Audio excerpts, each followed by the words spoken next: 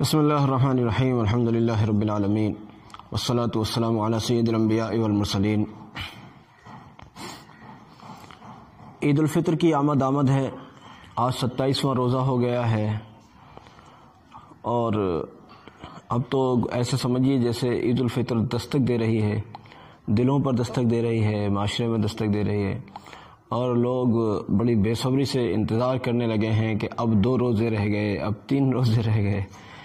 تو بہرحال ماشاءاللہ بہت ہی قابل مبارک، اللہ کرے ساری امت کے لیے خوب خوشیاں لے کر آئے عید الفطر۔ آج ہم بات کرنا چاہتے ہیں کہ عید الفطر کا دن کیسے گزارنا ہے اور عید الفطر کی نماز کا طریقہ کیا ہے۔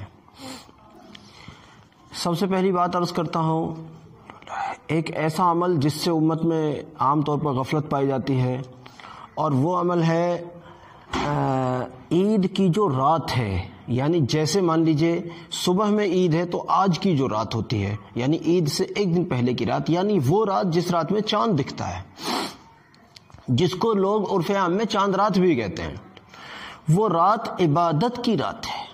گویا کہ پورے مہینے جو آپ نے اللہ رب العزت کے حضور روزے رکھ کر، تراویح پڑھ کر، تہجدوں میں اور جو بھی سب کچھ کیا ہے الحمدللہ، گویا کہ یہ رات اس کی مزدوری اللہ رب العزت سے لینے کی رات ہے۔ اور اس رات میں ہم کئی بار بازاروں میں، واہی تباہی میں، ادھر ادھر اس سب میں لگ جاتے ہیں، اور ہمارا خیال بھی نہیں جاتا کہ یہ رات اللہ رب العزت کے حضور مانگنے کی رات ہے، آؤ ہم مانگیں اللہ سے۔ بہرحال میں عرض کر دوں کہ یہ رات عبادت کی رات ہے، اور ان 5 راتوں میں سے ایک رات ہے جن کو عبادت کے لیے خاص کیا جانے کے ساتھ ساتھ اس کے متعلق اللہ رب العزت کے فضل سے مختلف قسم کے اجر اور نعمتیں رکھی گئی ہیں۔ ان 5 راتوں میں سے ایک رات عید الفطر کی وہ رات بھی ہے جس کو لوگ چاند رات کہتے ہیں، یعنی وہ رات جس رات میں چاند نظر آتا ہے۔ کلپ ہو سکتا ہے تھوڑی سی لمبی ہو جائے۔ اب جیسے صبح ہوتی ہے، تو اگر آپ رات میں جاگے رہے ہیں تو آپ سے بات کہنے کی ضرورت ہی نہیں ہے کہ صبح کو سویرے اٹھ جائیں، لیکن اگر آپ نے رات میں تھوڑا آرام بھی کیا ہے، گھنٹے 2 گھنٹے 4 گھنٹے، تو پھر بہرحال صبح کو تھوڑا سویرے اٹھیں۔ اگر آپ نے پوری رات عبادت نہیں کی ہے تو کم سے کم جیسے آپ رمضان شریف میں سحری میں اٹھ رہے تھے، اسی طرح سے آج بھی اٹھ کر کم سے کم اللہ رب العزت کے حضور تہجد پڑھیں، دعائیں کریں اپنے لیے، ساری امت کے لیے، اور اس کے ساتھ پھر صبح کو چونکہ عید ہے تو عید میں چند اعمال کو ضرور کریں۔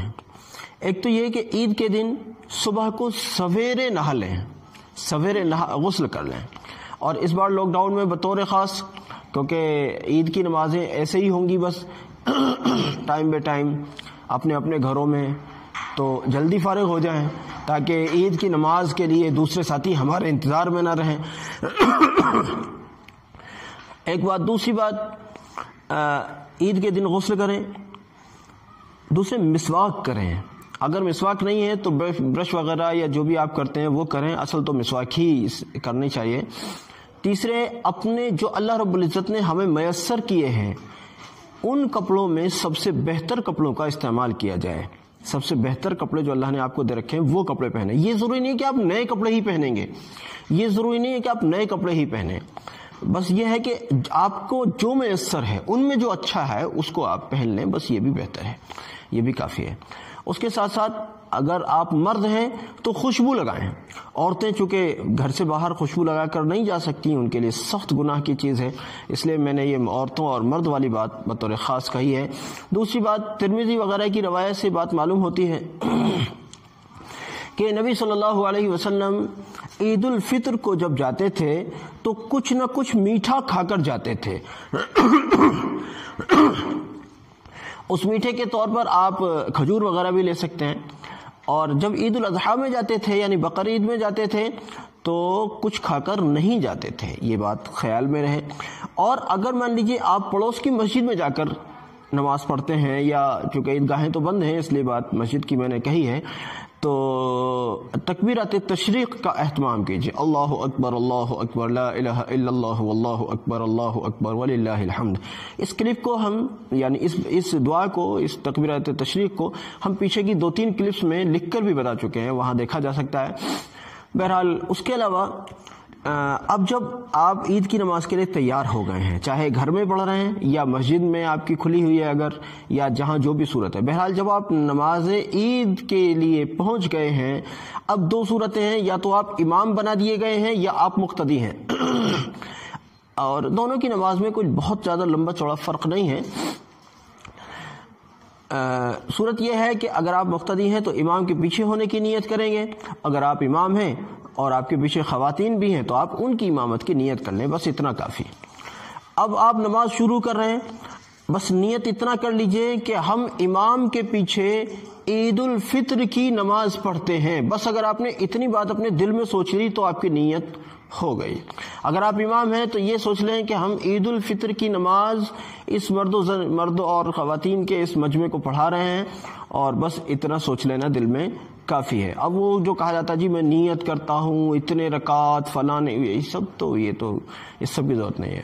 میں بہت آسان کر کے آپ کو بات بتاتا ہوں، بس دل میں آپ نے سوچ لیا میں عید کی نماز پڑھتا ہوں امام کے پیچھے یا پڑھاتا ہوں، بس اتنا کافی۔ اب آپ نماز شروع کرتے ہیں،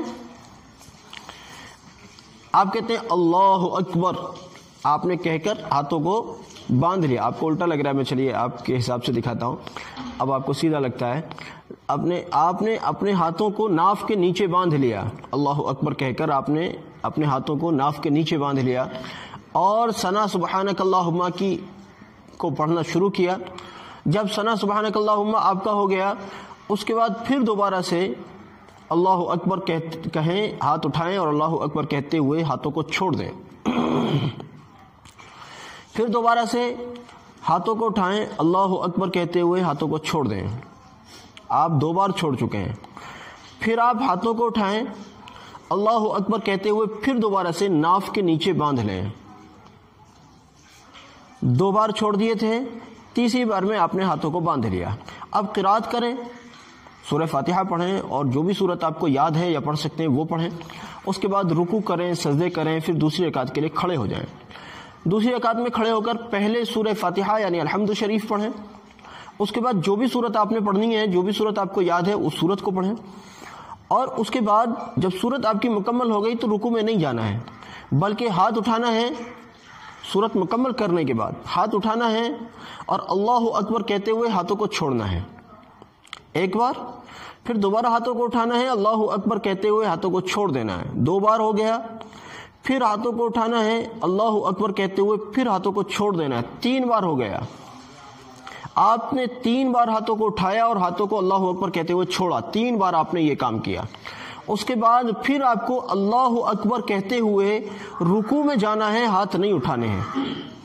اللہ اکبر کہتے ہوئے رکوع میں جانا ہے اور رکوع میں جا کر پھر رکوع کی تسبیح، پھر مطلب نماز کا بقیہ حصہ ایسے ہی پورا کرنا ہے جس طرح سے پورا کیا جاتا ہے۔ اس کے بعد پھر نماز کے بعد خطبہ ہو، یہ خطبہ سنت ہے، اور خطبے کو جو میں نے بہت آسان طریقہ پیچھے کی کلپ میں کل بتایا تھا اس کا اہتمام کریں، بڑے آسان طریقے پر ہر آدمی خطبہ پڑھ سکتا ہے۔ بہرحال خطبہ پڑھا جائے، خطبہ سنا جائے، چاہے جتنا میں نے بتایا تھا چاہے اس سے بھی مختصر ہو، لیکن خطبہ ہو۔ اس کے بعد آپ آزاد ہیں، سادگی کے ساتھ عید منائیے۔ یہ کہنا بالکل غلط ہے کہ ہم لاک ڈاؤن میں عید نہیں منائیں گے، ہماری عید ہماری اپنی مرضی کے اوپر ڈیپینڈ نہیں کرتی، یہ اللہ رب العزت کی طرف سے افطار کا دن ہے، اللہ کی طرف سے دعوت کا دن ہے، اللہ کی طرف سے آج پارٹی ہے بھائی عید کے دن، اللہ کی طرف سے گویا کہ دعوت ہے ہماری بھائی۔ تو اس دن نہ روزہ رکھیں گے اور نہ عید سے محروم رہیں گے کہ صاحب ہم تو عید نہیں منائیں گے، صاحب ہم تو لاک ڈاؤن میں عید نہیں منائیں گے۔ نہیں، یہ بالکل غلط بات ہے، عید منائیں گے انشاءاللہ، سادگی سے منائیں گے، سادگی سے منائیں گے، زیادہ کر و فر اور زیادہ یہ سب نہیں، سادگی کے ساتھ عید منائیے۔ اپنے دائیں بائیں اپنے غریبوں کا خیال رکھیے۔ ایک بات میں بھول گیا تھا ذکر کر دوں، عید کی نماز پڑھنے سے پہلے صدقہ فطر اگر آپ نے ادا نہیں کیا ہے تو اس کو ادا کیجئے۔ صدقہ فطر پر ہم پہلے بھی کہہ چکے ہیں، جو صاحب حیثیت لوگ ہیں وہ کشمش دیں، کھجور دیں، پنیر دیں یا جو دیں، 3.5 کلو ایک آدمی کی طرف سے، اور اگر ایسے ہی نارملی ایک عام سا آدمی ہے، زیادہ استعداد اس کی نہیں ہے، تو وہ 1.25 کلو کے قریب گیہوں یا اس کی رقم ادا کریں۔ یہ چیز امید ہے بات واضح ہو گئی ہوگی۔ اور ایک بات چلتے چلتے پھر لاسٹ میں ایک بات اور عرض کروں، عید کے دن لوگ سمجھتے ہیں آج روزہ نماز سب معاف ہے. بھائی روزہ چلیے روزہ معاف ہے، یعنی روزہ نہیں رکھنا ہے عید کے دن، لیکن نماز تو معاف نہیں ہے، نماز ضرور پڑھنی ہے انشاءاللہ. اس لیے عزم کریں جس طرح سے ہم رمضان شریف میں اہتمام کے ساتھ روزے نماز کا اہتمام اور اللہ کی عبادتوں سے جڑے رہے ہیں، ایسے ہی انشاءاللہ عید کے بعد بھی اللہ رب العزت کی عبادتوں سے جڑے رہیں گے، نماز وغیرہ کا اہتمام رکھیں گے، گناہوں سے بچیں گے. اللہ مجھے بھی توفیق دے، آپ کو بھی توفیق دے. جزاکم اللہ. السلام علیکم ورحمۃ اللہ.